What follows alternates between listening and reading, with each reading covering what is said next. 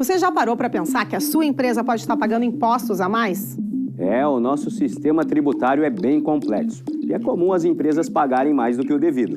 Saiba que é possível recuperar os valores dos últimos 5 anos e reforçar o seu caixa. A Fortus Tax é especialista no assunto e já ajudou muitas empresas nos seus 18 anos de atuação. E o mais importante, você só paga pelo serviço depois que o dinheiro estiver na sua conta. Fortus Tax. Pagar o justo é o nosso forte.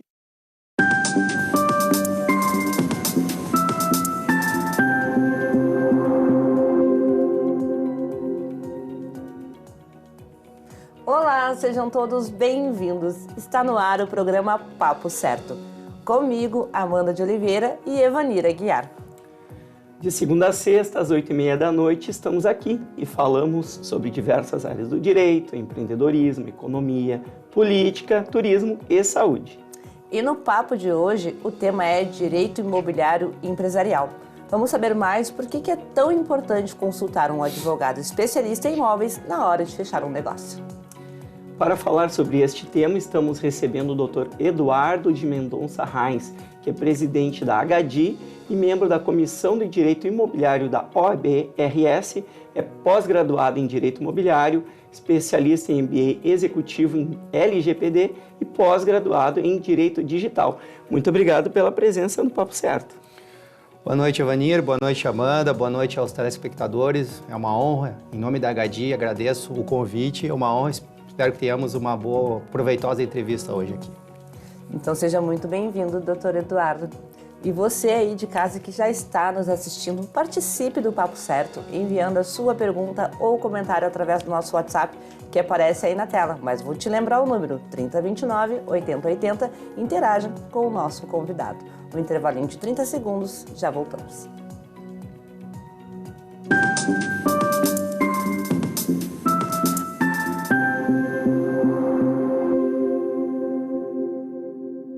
Tá difícil encontrar o profissional certo para a sua empresa? Precisa de alguém detalhista para aquela vaga no financeiro? Quem sabe um criativo para o marketing? Ou ainda, alguém focado em resultados? A Fortus RH utiliza técnicas de seleção e processos estruturados, realizando entrevistas e aplicando provas e testes específicos. Tudo isso para buscar a pessoa certa para a vaga certa. Fortus RH. Conectar pessoas é o nosso forte.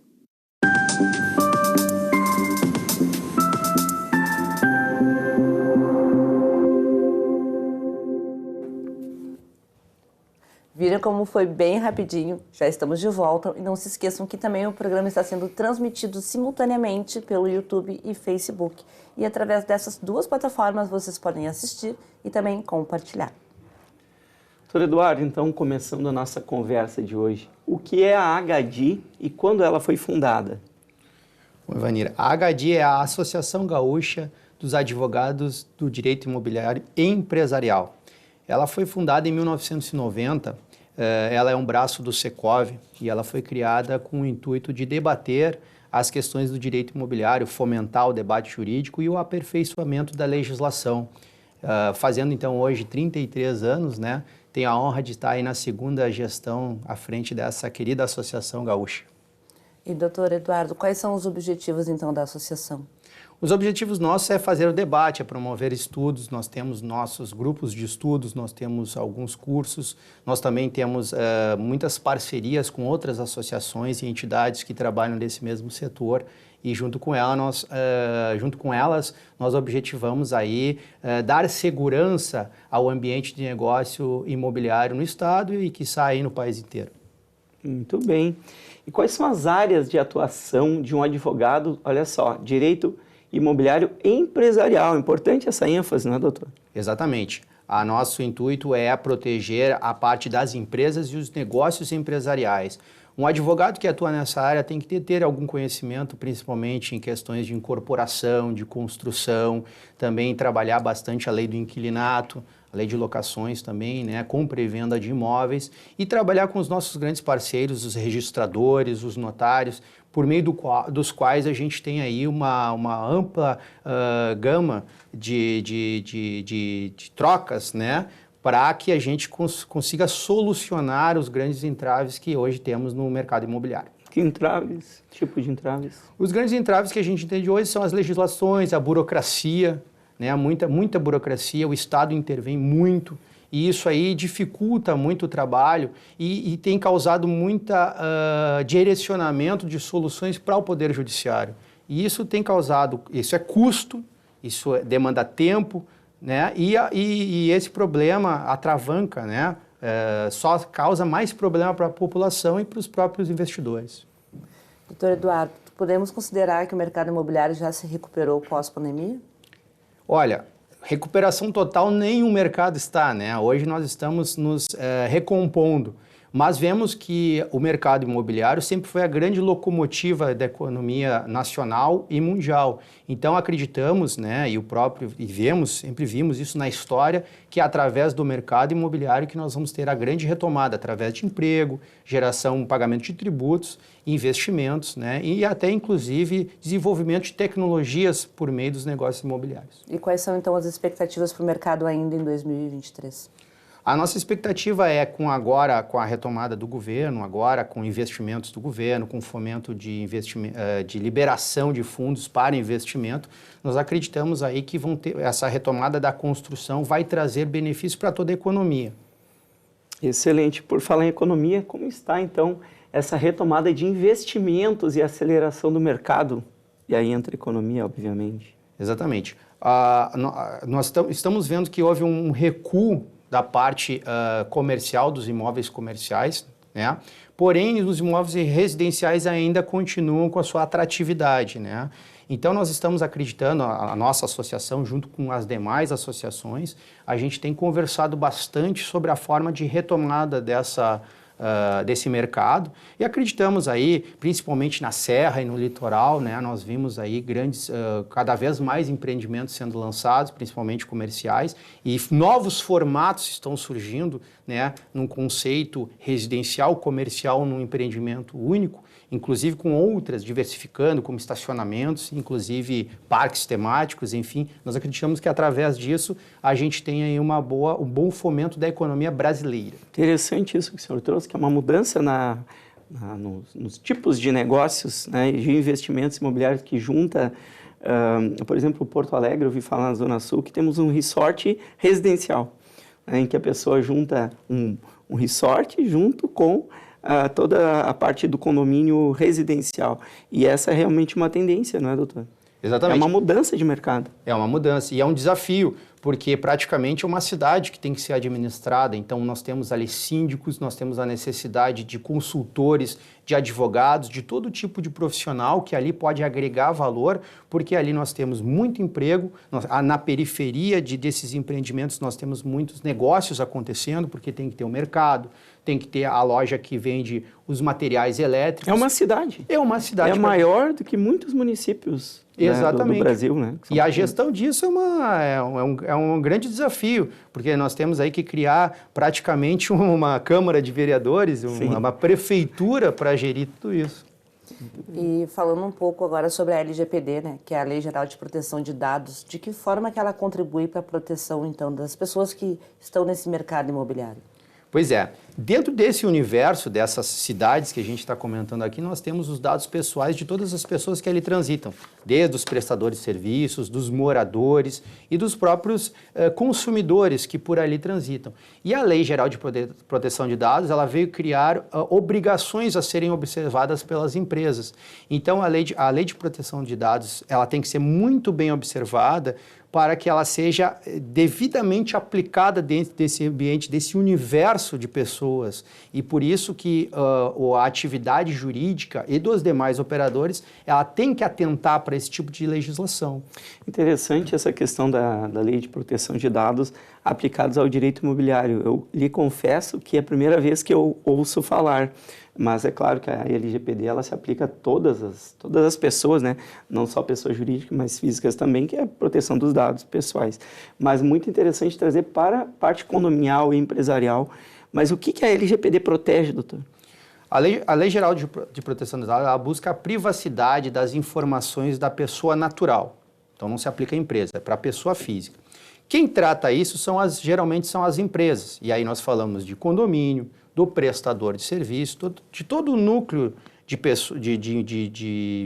parceiros que tratam ali de um universo de pessoas. Então, no condomínio não pode o síndico decidir compartilhar os dados dos seus moradores em prol de algum benefício para o condomínio, não pode simplesmente fazer isso. De forma alguma, até porque nós temos ali a ANPD que vai fazer a fiscalização e outras entidades que também vão contribuir nessa fiscalização, e também nós temos o Poder Judiciário, ao qual o cidadão que se sentir de alguma forma prejudicado pode vir ao Poder Judiciário buscar uma indenização. Então, muito cuidado aí quem é síndico, né, os conselheiros aí que orientem muito bem aí a gestão de informações e dados dos seus condomínios. Realmente.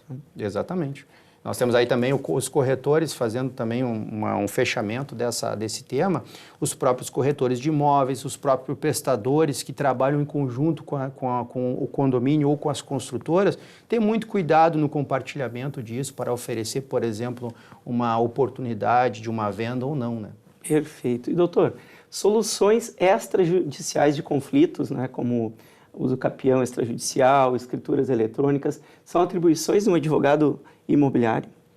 Olha, nós da associação lá temos não só estudado esse tema, como temos incentivado, porque o advogado hoje ele tem que ser um solucionador de negócios, né? E através dessas oportunidades extrajudiciais é que nós vemos uma ótima atuação do advogado, uma ótima oportunidade de mercado.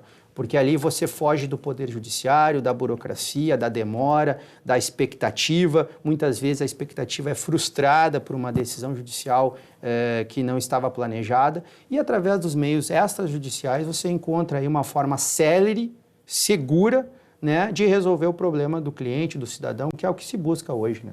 Muitas vezes a pessoa deixa de resolver um problema, ou deixa engavetado. Vamos ver mais para frente, por não ter essa noção que pode, através de um acordo, né, extrajudicial, nem precisa ingressar num processo na justiça, não é? Porque aí pode demorar, e a gente sabe que a nossa justiça ela não tende a ser muito rápida, não é? Muito pelo contrário. Então, aí, muitas vezes, a pessoa deixa de resolver por desconhecer que tem lá um advogado especialista em direito imobiliário que pode agilizar todas essas situações, por exemplo, aí, do uso capião, né? Exatamente. E o advogado ele está ali para fazer a arquitetura desse negócio, de criar o contrato, de dar a segurança, de ver se a lei está sendo aplicada e se aquela solução realmente ela vai ter um amparo legal. Ele ajuda a criar. Muitas vezes a gente tem aí um empreendedor e as pessoas vêm com ideias muito revolucionárias que vão solucionar o problema. Porém, nós temos que adequar isso à nossa legislação. É aí que o advogado entra como um grande parceiro para resolver, para em conjunto resolver esse problema. Agora a gente vai falar um pouquinho sobre as plataformas digitais de venda e também de locação, que hoje, né, estão às mãos de todas as pessoas. Como que são aplicadas as leis referentes a elas? Exatamente. Vindo ao encontro do que nós vimos falando, da resposta anterior, as plataformas elas vieram como uma solução de uma necessidade, celeridade, tecnologia, e mas nada mais que elas fazem é levar os negócios que acontecem hoje aqui no ambiente analógico, no ambiente físico, para os meios eletrônicos. Mas a legislação se aplica igual. O contrato que eu assino hoje aqui num documento físico é o mesmo contrato que eu faço, mas na forma digital, ou seja, nos códigos binários do computador.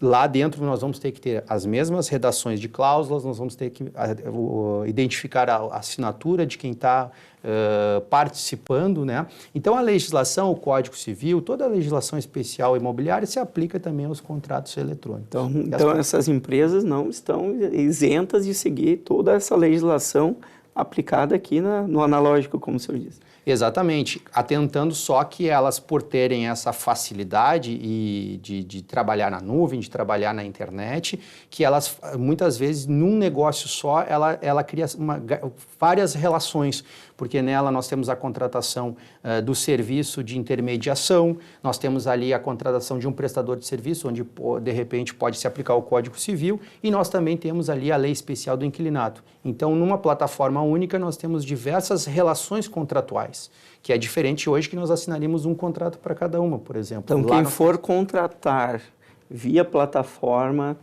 o ideal é consultar um advogado especialista em direito imobiliário, para ter mais segurança.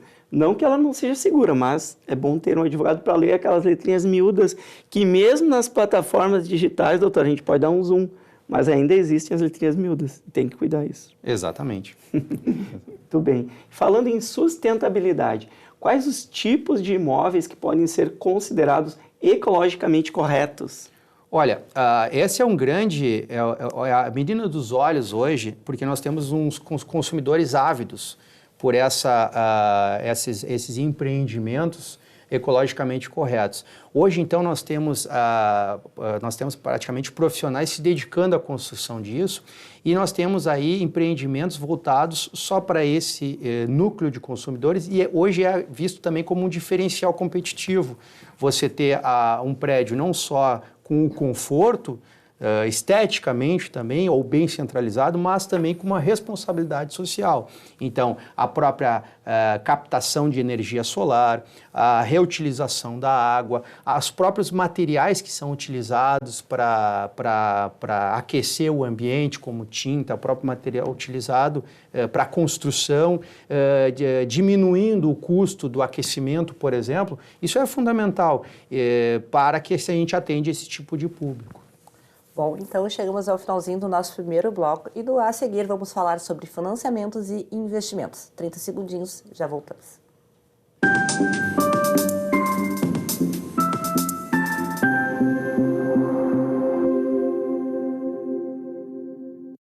Em tempos de juros altos, margens reduzidas e incertezas, rever estratégias é fundamental para manter o seu negócio competitivo. Esse cenário exige planejamento e organização financeira. Nessas horas, qualquer ajuda é bem-vinda, mas a ajuda de um especialista é necessária. A Fortus Consulting conhece na prática e tem as soluções adequadas para cada situação. Fortus Consulting. Melhorar os seus resultados é o nosso forte.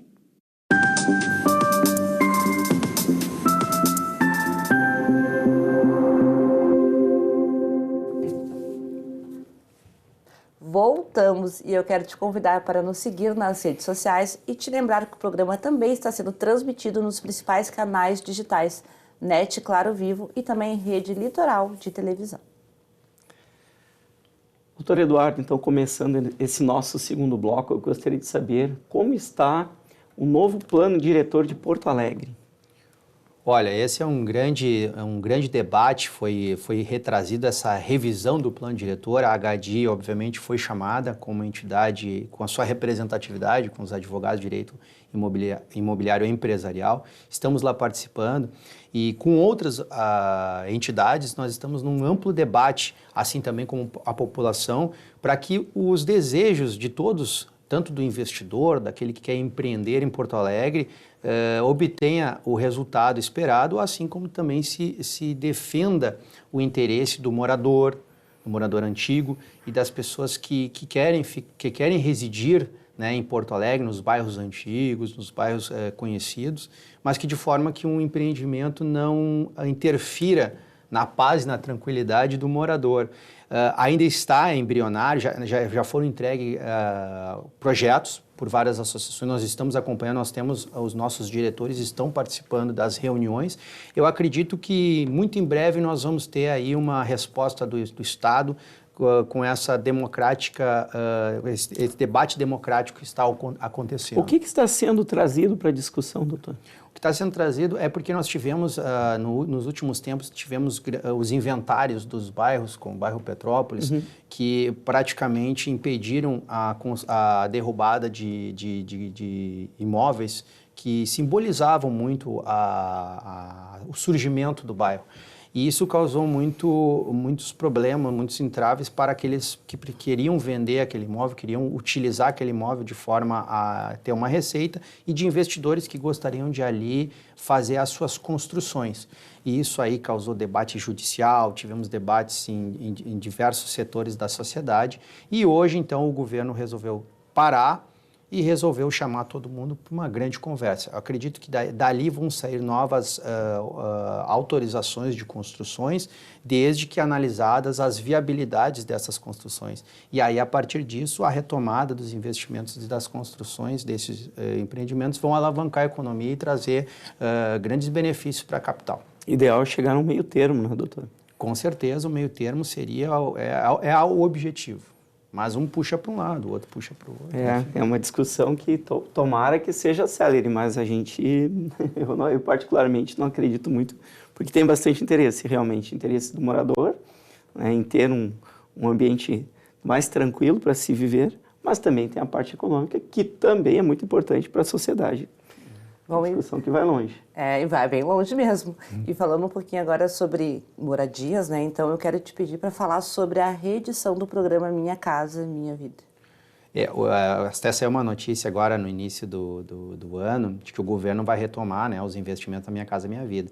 Assim como planos antigos do sistema financeiro da habitação, sistema financeiro imobiliário, a Minha Casa Minha Vida é uma grande fonte de aporte de recursos para a população de baixa renda ter o seu acesso à sua moradia. O Brasil ainda demanda muito moradia, principalmente do pessoal, das pessoas de classe mais baixa, né? E com esse aporte do governo, com essa possibilidade de ter o acesso à sua residência, a gente acredita que isso vai fomentar e muito a economia com a construção, criação de empregos. A gente sabe que a construção civil é um dos investimentos que mais gera um multiplicador da economia, não é? A cada real investido na construção civil, além de gerar emprego e renda ali para toda uma comunidade, ele tem um multiplicador, porque ele leva a renda para quem não tem, que faz a compra lá na sua região e, por sua vez, que vai comprar no outro fornecedor. Então, o multiplicador realmente da economia no investimento imobiliário é gigantesco, além de dar muito emprego, porque a gente sabe que no Brasil ainda, não é, a construção civil ela necessita de muita mão de obra também, né, doutor? Então, que bom, né? Uma notícia boa que a gente traz aqui. E pensando na otimização do tempo, como os contratos eletrônicos favorecem essa otimização? Olha, os contratos eletrônicos, eles permitem, né? Eles atraem, eles quebram barreiras, né, de assinatura, porque o cidadão pode assinar em qualquer lugar, bastando ter um aplicativo, acesso a um computador, consegue assinar um contrato em qualquer local. E ele, da mesma forma como o contrato físico, ele traz a mesma segurança. Assim como os contratos físicos, a pessoa pode ali falsificar a sua própria assinatura, pode perder esse documento, existe também um risco no contrato eletrônico, né? Porém, hoje, com a tecnologia, a gente consegue minimizar esse risco, né? Através dessas plataformas que estão sendo cada vez mais lançadas para nos auxiliar no uso dessa tecnologia. Em que tipo de contratos que se usa essa assinatura eletrônica? Olha, dentro do direito imobiliário nós temos aí as plataformas de aluguel de imóveis, as próprias compra e venda, promessas de compra e venda, até as contratações de fornecedores, obras empreitadas estão sendo feitas da forma totalmente eletrônica. Falando ainda mais um pouquinho sobre esse tema, o e-notariado, o que ele é? E essa ferramenta aqui, tanto é usada, como que ela favorece, então, também nas negociações? Perfeito. O e-notariado, na verdade, ele é um certificado dos notários que traz a mesma segurança da escritura pública, a chamada fé pública, né? Então, o e-notariado foi construído, foi concebido para que não se necessite ir no tabelionato para que o tabelião lavre a escritura e participe dessa assinatura. Ele gera a assinatura, ele identifica a parte e essa parte faz essa assinatura por meio da plataforma digital, né? E esse documento é criptografado e da mesma forma que a gente tem uma escritura pública física, nós teremos essa escritura pública digital.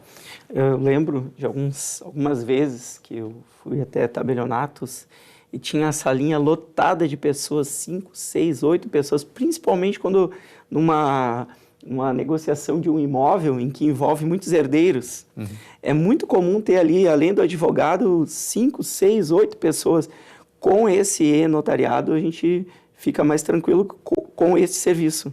Exatamente. Tem essa comodidade de eu poder assinar da minha casa. Não precisa de todo mundo no tabelionato. Não precisa se deslocar, procurar estacionamento, gastar com Uber, gastar com ônibus. E tem a autenticação do tabelionato. Exatamente, e você fica com a sua cópia, ela é enviada para registro da mesma forma que tivesse assinado uma escritura pública. E os custos são os mesmos?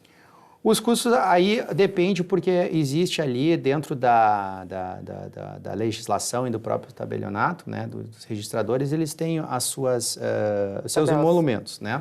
E eles precisam, obviamente, utilizar desses valores para organizar.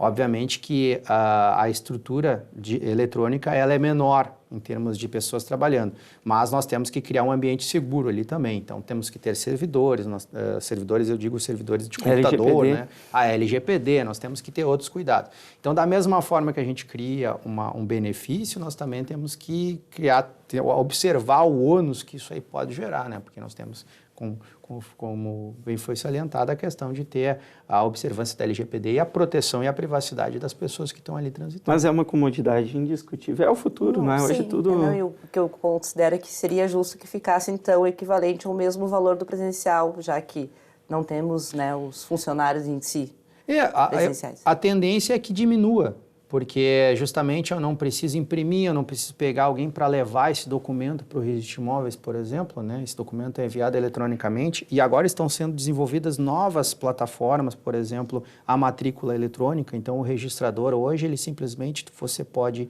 enviar esse documento eletrônico, ele automaticamente já registrar na matrícula.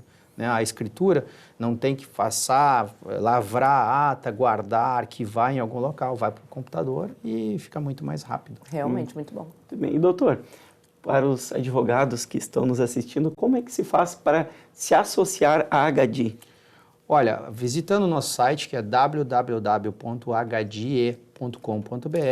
você tem acesso a todas as informações da nossa associação. Lá tem uma aba específica onde você pode preencher um formulário que é enviado para o nosso setor responsável que vai analisar. Só atentamos que a nossa associação é voltada para os advogados que atuam na parte empresarial. Empresarial. Então é um requisito que, além de advogado, atue nessa área para que se associe a nós. Perfeito. Nós recebemos a interação de um telespectador através do Instagram do Papo Certo e ele escreveu: gostaria de saber se todos os tipos de contrato de imóveis é recomendada a orientação de um advogado especialista.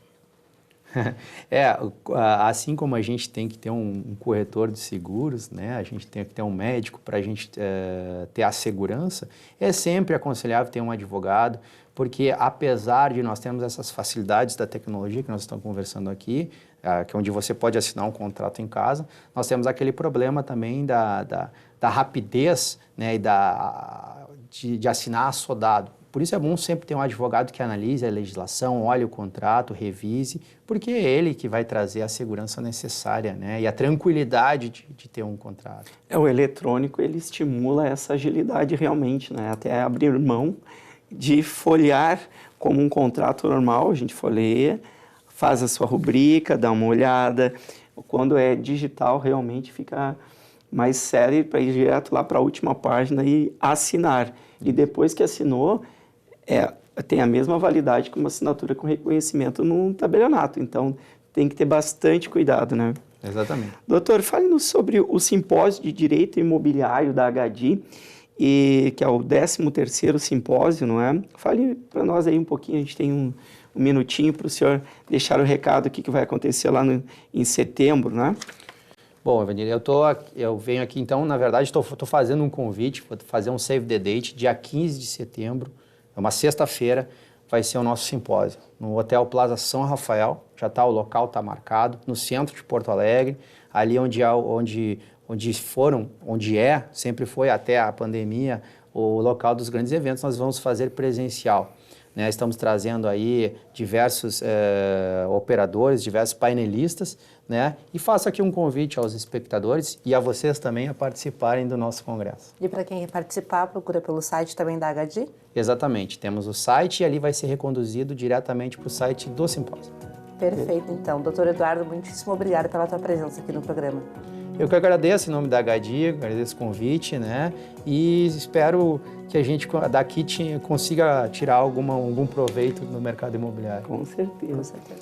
E eu agradeço também a vocês de casa por terem nos assistido e lembro que quem perdeu pode assistir às 7h30 da manhã a nossa reprise. Gente, chegou a hora então de dar boa noite para vocês e dizer que amanhã às 20h30 estaremos novamente aqui esperando a todos. Até lá.